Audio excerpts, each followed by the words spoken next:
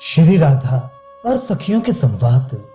श्री राधा ने कहा, श्री कृष्ण के निज हस्तकमल से लिखित नव मंजरी मेरे कपोलों पर सुशोभित हो रही है।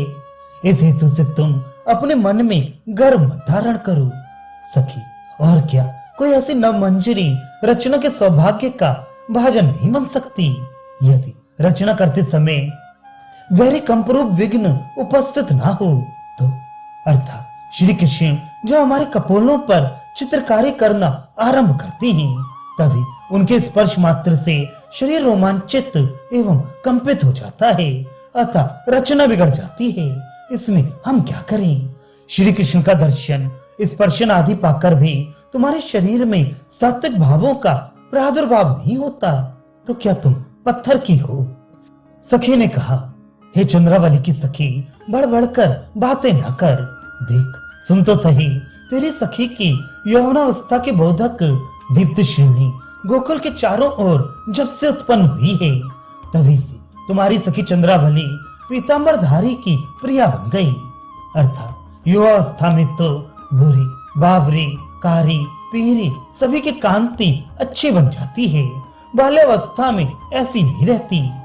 भावार्थ ये है कि चंद्रावली में तो श्री कृष्ण की प्रीति युवावस्था में ही तात्कालिक हुई है और सदा एक रस परम सुंदरी हमारी सखी श्री राधा में तो सदा से ही प्रगाढ़ प्रीति है, अतः तुमको उनसे असूया करना उचित नहीं है।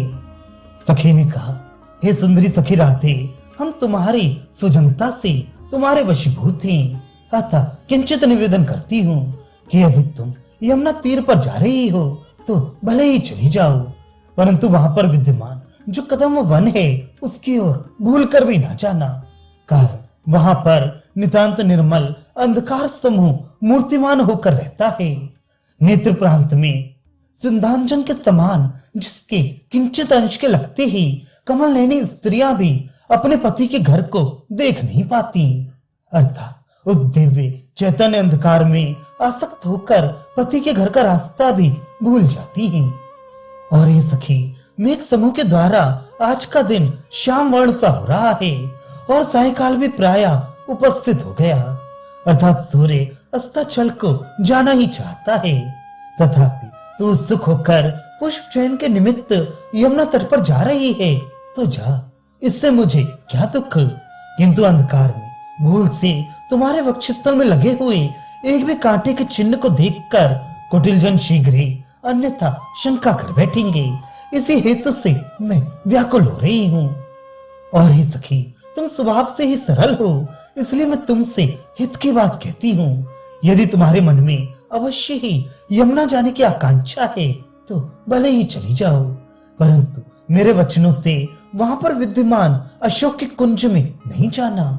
और ही उदार स्वभावे यदि वहां भी कथनचित पहुंच जाओ तो एकांत में अकेली बैठकर मुरारी की मुरली की ध्वनि को ना सुनना, नहीं मृग जैसे बहेली के गायन में फंस जाता है, उसी प्रकार तुम भी चक्कर में पड़ जाओगी। सखी के ऐसे वचन सुनकर सखियों के सहित राधा जब जल भरने यमुना पर पहुंच गई, तब विलंब करती हुई राधा के प्रति सखी बोली, हे तरले, विलंब मत कर, घड़े को भरकर शीघ्र ही अपने घर चली चल। जब तक कंस शत्रु श्री कृष्ण के वंशी मोहिनी मंत्र का पाठ नहीं करती, उससे पहले सकुशल घर पहुंच जाए तो बहुत अच्छा हो। सखी के वचन को न मानकर राधा ने जो विलंब किया, उसी समय अपने पृष्ठभाग से अर्थात पीठ से कदम वृक्ष का आश्रय लेकर त्रिभंग ललित चाल से खड़े होकर यमुना तीर पर विलास साधका मुरली को बजाते हुए श्री कृष्ण जल भरने से पहले जल में डुबोने के लिए कलसे को हिलाते हुए गोप कुलांगना श्री राधा के मुखचंद्र को अपनी ओर निर्वर्तित करने लग गई। तदनंतर सखियां तो अपने वचन न मानने से कुपित सी हो जल भरकर अपने अपने घर चलती। तब अकेली राधा शंकाकुल होकर समीप में आते हुए श्री कृष्ण से बोली, हे नंदलाल जी, मेरी सखियां तो जल भरकर अपने अपने घर चली गई हैं। मेरी कलसी सबसे बड़ी है, अतः परिपूर्ण उस भारी कलसी को ले जाती हुई मुझे कुछ विलंब हो गया है, इसलिए मैं पीछे रह गई हूँ। परंतु मुझ अकेली को यदि तुम जरा सा भी छू दोगे तो तुम्हारे सामने अभी अपने प्राणों को छोड़ दूंगी। घर में आती हुई राधा के शरीर में कुछ प्रीति के चिन्ह देखकर परिहास परायण एक सखी उससे कुछ प्रश्न करती है और श्री राधा भी व्याजोक्ति से उत्तर देती है। प्रश्नोत्तर इस प्रकार है। सखी बोली, हे राधे, तुम्हारे पयोधरों का चंदन लेप कैसे अपहृत हो गया? श्री राधा बोली, चलती हुई जलमाला से अर्थात स्नानार्थ में यमुना में धसी, तभी जलमाला से अदृश्य हो गया। जीवनम भुवनम वनम, इस अमरकोश प्रमाण से वन नाम जल का भी है। अतः राधा की व्याजोक्ति सिद्ध हो गई। सखी बोली, तुम्हारे कपोलों की मकरी घटा कैसे बिगड़ गई? राधा बोली, मैंने यमुना जी में जो मुख डुबाया तभी छोटी छोटी मछलियों ने आंदोलन कर दिया, उससे सारी मकरी रचना समाप्त हो गई।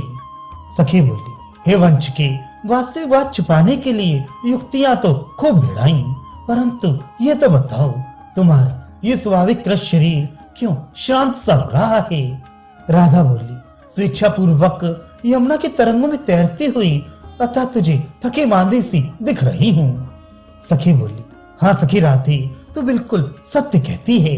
मैं भी जानती हूँ कि आज तू श्री यमुना जी के जल में खूब गोता लगाती रही है।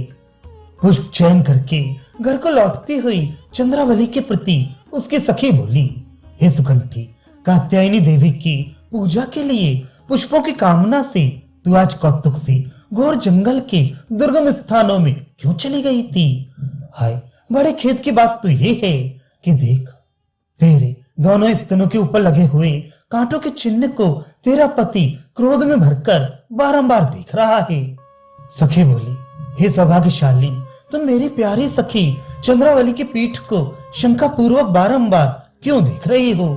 इसकी पीठ तो यमुना जी के तीर संबंधी वायु से फेंकी हुई वायु से पीली पड़ रही है। अर्थात केवल तुम्हारे में ही अनुराग करने वाली इस सती साध्वी में अन्य आशंका करना उचित नहीं।